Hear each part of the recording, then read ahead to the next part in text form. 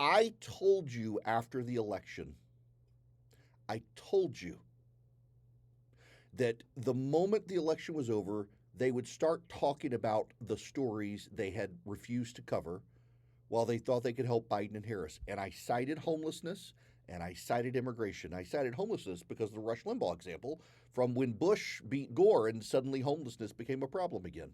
It happens every time Republicans take back power from Democrats. It happened in 2016 as well.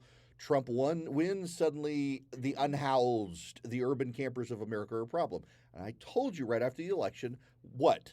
We would hear about homelessness, we would hear the truth about immigration, and they would stop lecturing us about how good we have it, and suddenly the economy would actually be terrible.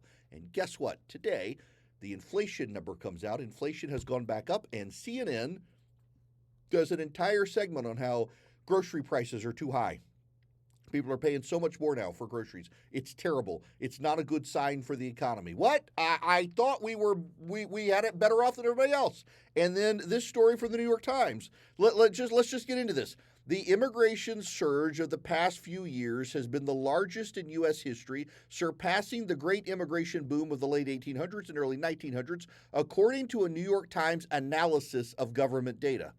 Annual net migration, the number of people coming to the country minus the number leaving, averaged 2.4 million people from 2021 to 2023, according to the Congressional Budget Office. Total net migration during the Biden administration is likely to exceed 8 million people. That's a faster pace of arrival than during any other period on record, including the peak years of Ellis Island traffic, when millions of Europeans came to the United States. Even after taking into account today's larger U.S. population, the recent surge is the most rapid since at least 1850.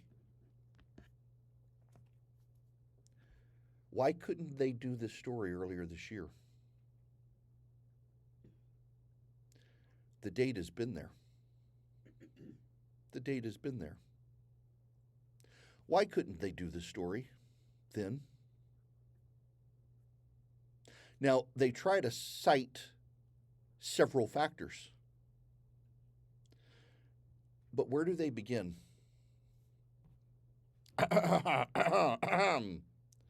Several factors caused the surge, starting with President Biden's welcoming immigration policy during his first 3 years in office.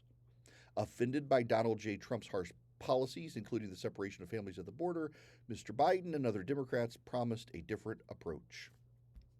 Since taking office, his administration loosened the rules on asylum and other immigration policies, making it easier for people to enter the United States.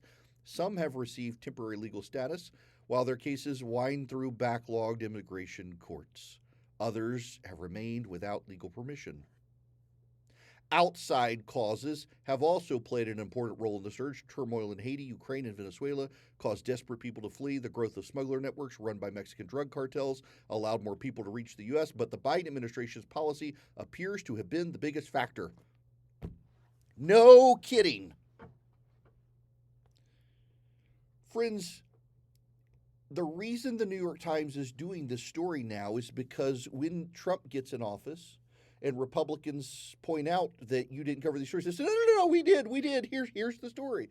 After the election, they could have covered the story at any time. They chose to wait until the election was over. They chose to wait. They lied to us.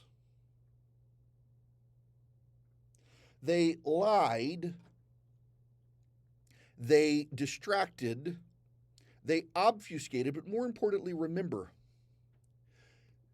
they carried water for the Biden administration on quote-unquote root causes. Remember Kamala Harris, she was the border czar until she wasn't. The media covered for her. They called her the border czar until she said she wasn't the border czar. They're like, she was never the border czar, and they memory hold it.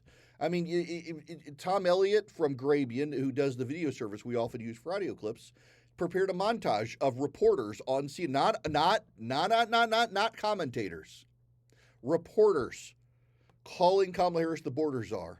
And then other reporters at the network, after Kamala Harris became the nominee, say she was never the border czar. Why did your network report it?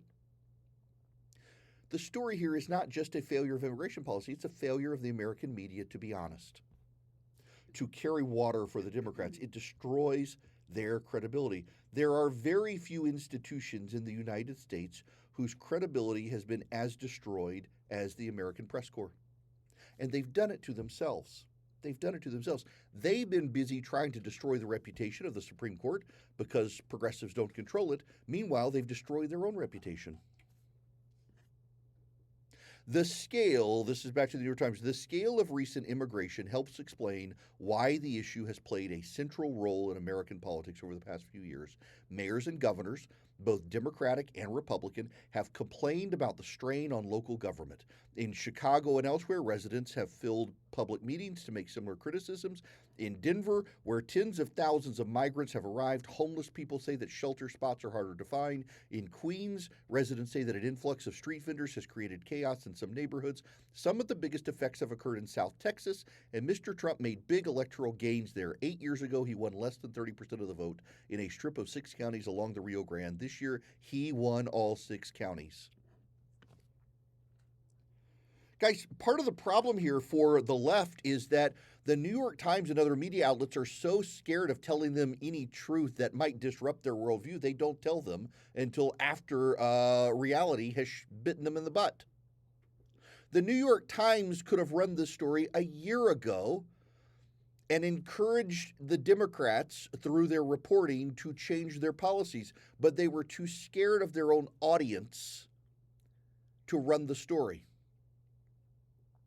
They wanted to carry water for Joe Biden. They couldn't bring themselves to admit his policies were failures.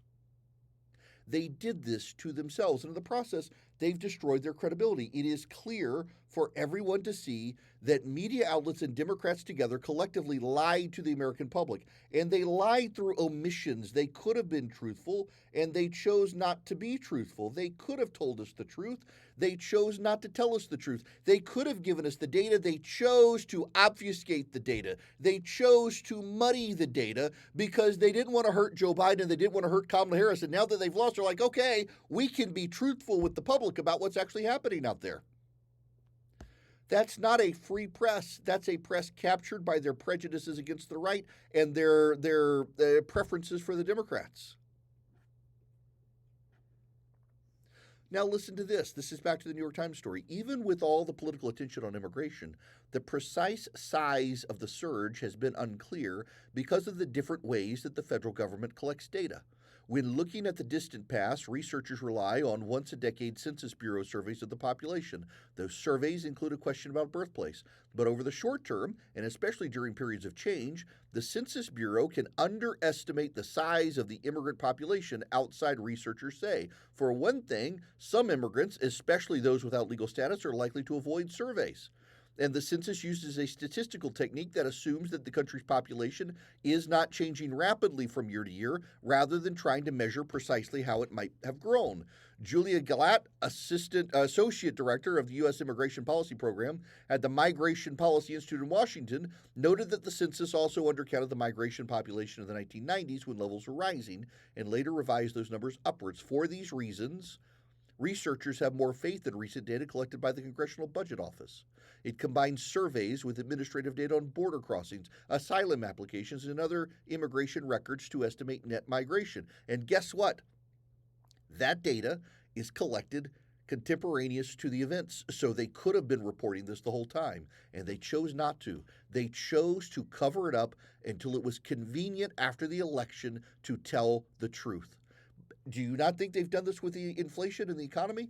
They've lectured us for 4 years on how good the economy supposedly was, only for the American people to say it's not, and they've lectured us the whole time. They've told us the economy was good. Today on CNN, they talked about inflation rates. They're going back up. They're in line with what people expected it to be, but it's still higher, and rent is one of the biggest issues causing inflation. And what is the response on CNN today? Yeah, people are really feeling it with groceries. When they go to the grocery store, they're paying $1,200 more than they were 2 years ago, and wages haven't really kept up. They're treading water with wage increases. It hasn't been enough to make them feel like they're getting ahead.